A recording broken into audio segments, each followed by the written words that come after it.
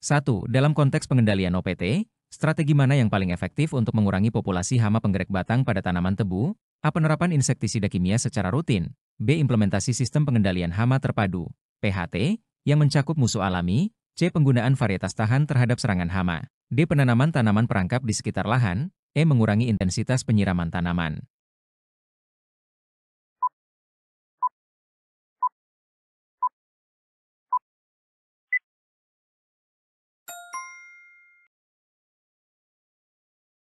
Dalam konteks pengendalian organisme pengganggu tanaman, OPT, strategi yang paling efektif untuk mengurangi populasi hama penggerak batang pada tanaman tebu adalah implementasi sistem pengendalian hama terpadu (PHT) yang mencakup musuh alami.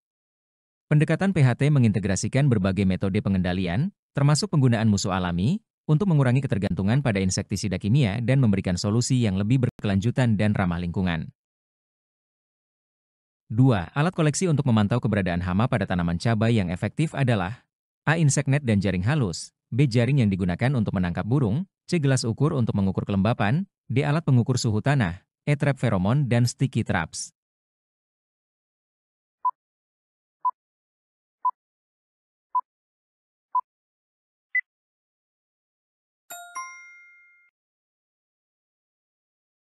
Alat koleksi yang paling efektif untuk memantau keberadaan hama pada tanaman cabai adalah trap feromon dan sticky traps.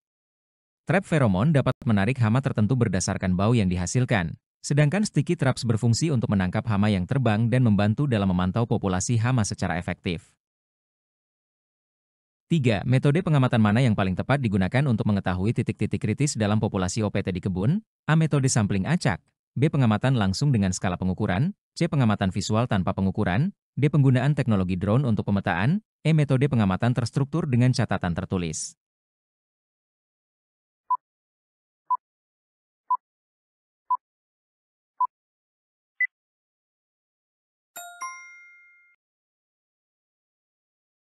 Metode pengamatan yang paling tepat digunakan untuk mengetahui titik-titik kritis dalam populasi OPT di kebun adalah metode pengamatan terstruktur dengan catatan tertulis. Metode ini memungkinkan pengumpulan data yang sistematis dan akurat, sehingga dapat membantu dalam menganalisis dan mengidentifikasi titik-titik kritis dalam populasi OPT. 4.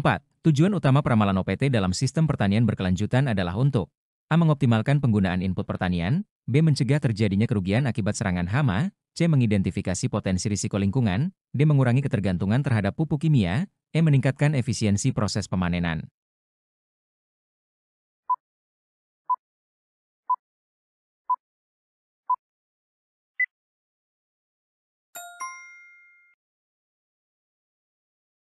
Tujuan utama peramalan OPT dalam sistem pertanian berkelanjutan adalah untuk mencegah terjadinya kerugian akibat serangan hama. Peramalan OPT membantu petani memprediksi dan mengantisipasi serangan hama, sehingga mereka dapat mengambil langkah-langkah pencegahan yang tepat dan mengurangi kerugian yang mungkin terjadi. 5. Pemetaan OPT harus dilakukan dengan mempertimbangkan faktor berikut, kecuali A. Penyebaran geografis tanaman. B. Kondisi iklim mikro. C. Jenis hama yang sering menyerang. D. Kualitas tanah. E. Jenis pupuk yang digunakan.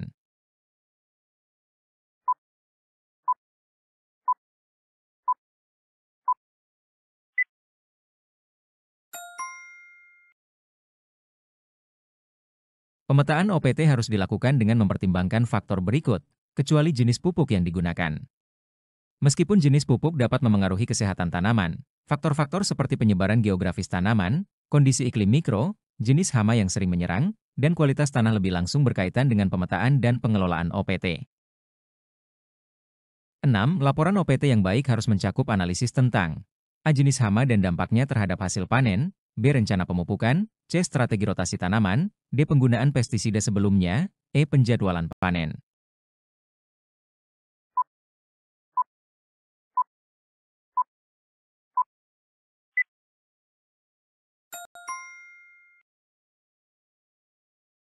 Laporan OPT yang baik harus mencakup analisis tentang jenis hama dan dampaknya terhadap hasil panen. Informasi ini sangat penting untuk memahami masalah yang dihadapi dan menentukan langkah-langkah pengendalian yang tepat untuk melindungi hasil panen. 7. Pengendalian hayati dengan memanfaatkan musuh alami bertujuan untuk A. Meningkatkan produktivitas tanaman tanpa bahan kimia. B. Mengurangi dampak negatif terhadap ekosistem, C. Menyediakan solusi jangka panjang untuk pengendalian hama, D. Meningkatkan hasil panen secara cepat, E. Mengurangi biaya produksi pertanian.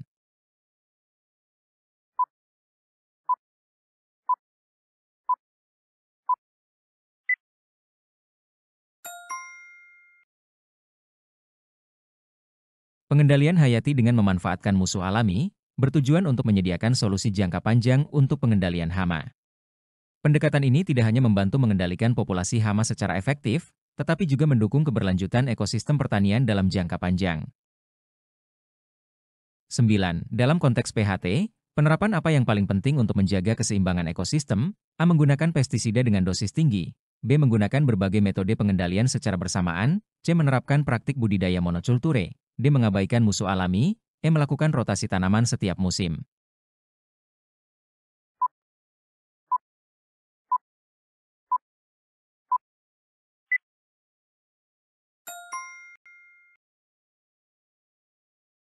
Dalam konteks PHT, penerapan yang paling penting untuk menjaga keseimbangan ekosistem adalah menggunakan berbagai metode pengendalian secara bersamaan. Pendekatan ini memastikan bahwa pengendalian hama dilakukan secara holistik, mempertimbangkan berbagai faktor dan menjaga keberadaan musuh alami, sehingga ekosistem tetap seimbang. 9. Gejala serangan OPT pada tanaman sayuran seringkali ditandai dengan A. Perubahan warna daun dan pertumbuhan yang terhambat, B. Hasil panen yang meningkat, C. Kematian tanaman secara mendadak, D. Daun menguning dan rontok, E. Munculnya embun jelaga pada daun.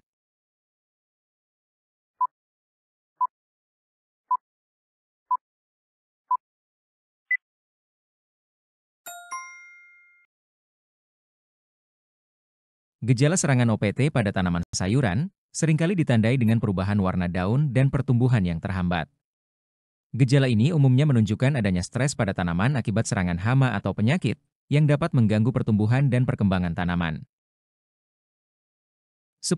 Strategi pengendalian OPT pada tanaman hortikultura yang berkelanjutan seharusnya mencakup A. Penanaman tanaman pestisida, B. Penggunaan varietas tahan terhadap hama dan penyakit, C. Rotasi tanaman yang tepat, D. Penerapan pengendalian hayati, E. Semua jawaban benar.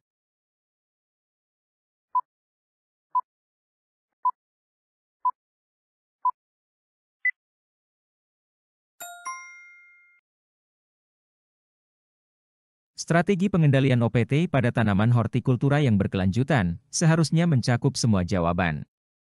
Semua strategi yang disebutkan, penggunaan varietas tahan, rotasi tanaman, dan penerapan pengendalian hayati, adalah bagian penting dari pendekatan berkelanjutan untuk mengelola hama dan penyakit pada tanaman hortikultura. 11. Musuh alami pada tanaman padi, seperti parasitoid dan predator, berfungsi untuk A. Mengurangi jumlah hama tanpa menimbulkan kerusakan lingkungan, B. Meningkatkan pertumbuhan padi, C. Menyediakan makanan tambahan bagi petani, D. Mengurangi dampak hama terhadap hasil padi, E. Semua jawaban salah.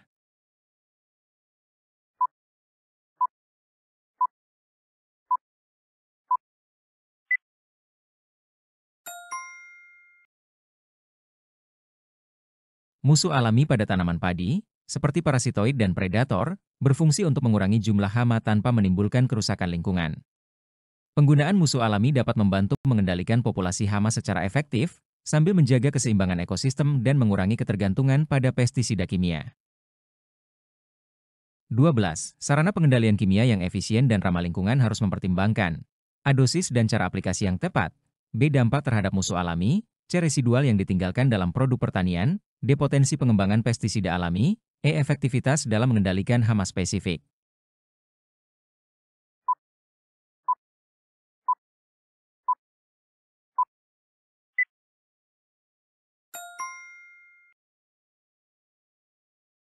Dosis dan cara aplikasi yang tepat sangat penting untuk memastikan efektivitas pengendalian hama sambil meminimalkan dampak negatif terhadap lingkungan dan organisme non-target. 13. Gejala kerusakan akibat serangan OPT dapat diukur dengan A. Persentase area yang diserang dibandingkan total area tanam, B. Penurunan hasil panen per hektar, C. Jumlah hama yang tertangkap dalam perangkap, D. Semua jawaban benar, E. Perbandingan biaya produksi sebelum dan sesudah serangan.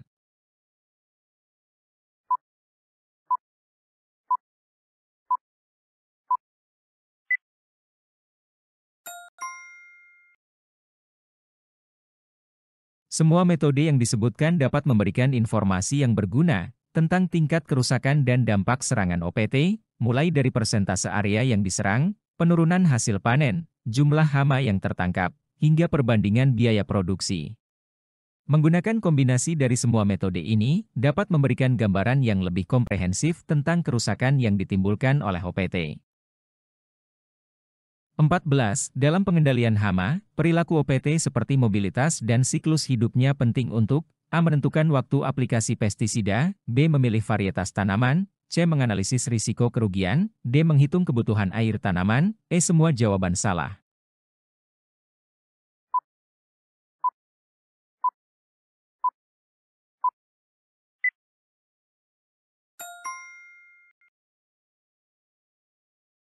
Perilaku organisme pengganggu tanaman seperti mobilitas dan siklus hidupnya sangat penting untuk menentukan waktu aplikasi pestisida.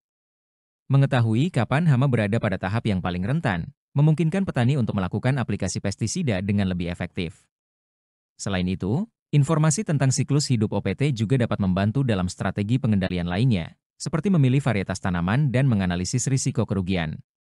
Namun, pilihan yang paling langsung terkait adalah menentukan waktu aplikasi pestisida.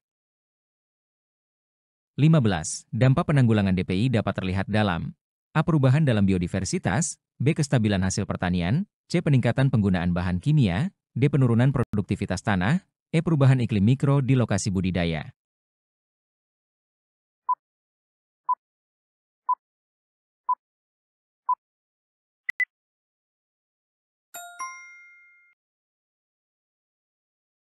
Dampak perubahan iklim dapat terlihat dalam beberapa aspek. Pilihan yang paling tepat adalah perubahan dalam biodiversitas. Penanggulangan DPI seringkali memengaruhi keberadaan dan keragaman spesies di ekosistem, baik itu secara positif maupun negatif. Selain itu, dampak lain seperti kestabilan hasil pertanian juga bisa terpengaruh. Tetapi perubahan dalam biodiversitas adalah salah satu indikator yang paling jelas dan langsung terkait dengan upaya pengendalian. 16. Dalam konteks peraturan perundang-undangan, pengendalian OPT harus dilakukan dengan memperhatikan A. Undang-undang Perlindungan Tanaman dan Kebijakan Pemerintah, B. Ketersediaan bahan kimia di pasaran, C. Permintaan pasar terhadap produk pertanian, D. Semua jawaban benar, E. Pengembangan teknologi ramah lingkungan.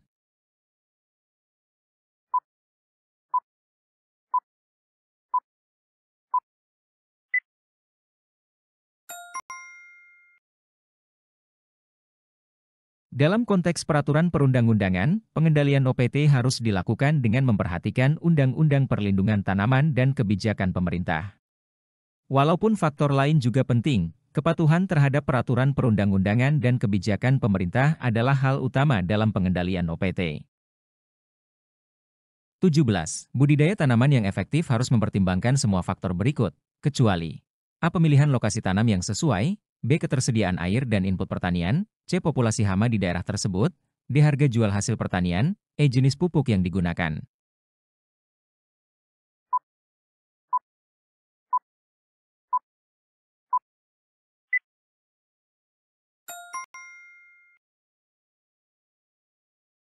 Budidaya tanaman yang efektif harus mempertimbangkan semua faktor berikut, kecuali harga jual hasil pertanian. Meskipun harga jual penting dalam konteks ekonomi, faktor-faktor seperti pemilihan lokasi, ketersediaan air, populasi hama, dan jenis pupuk lebih langsung berpengaruh pada proses budidaya dan hasil pertanian. 18. Seleksi benih sehat dapat meningkatkan hasil pertanian karena A. Mengurangi risiko serangan penyakit, B. Meningkatkan daya saing tanaman, C. Mempercepat pertumbuhan tanaman, D. Semua jawaban benar, E. Menjamin kualitas hasil panen.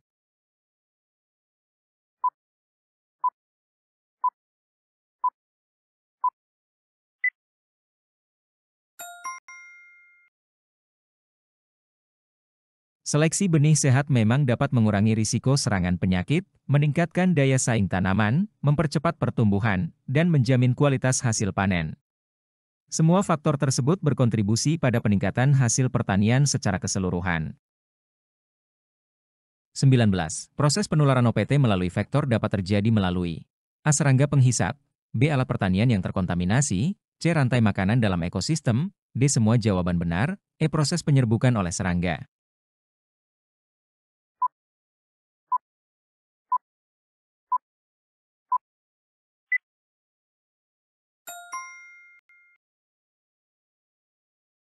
Proses penularan organisme pengganggu tumbuhan, OPT, melalui vektor dapat terjadi melalui serangga penghisap, alat pertanian yang terkontaminasi, dan juga melalui rantai makanan dalam ekosistem. Semua opsi tersebut berperan dalam penyebaran OPT. 20 kelembagaan POPT berperan dalam A. Melakukan riset dan penyuluhan kepada petani, B. Mengawasi penggunaan pestisida, C. Menyusun kebijakan pengendalian OPT, D. Meningkatkan kolaborasi antar petani, E. Mengembangkan teknologi baru untuk pertanian.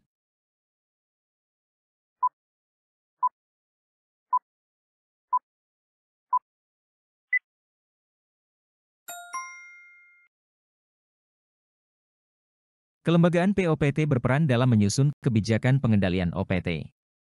Meskipun semua opsi tersebut penting, peran utama kelembagaan POPT adalah dalam merumuskan dan mengimplementasikan kebijakan yang mengatur pengendalian hama dan penyakit tanaman secara efektif.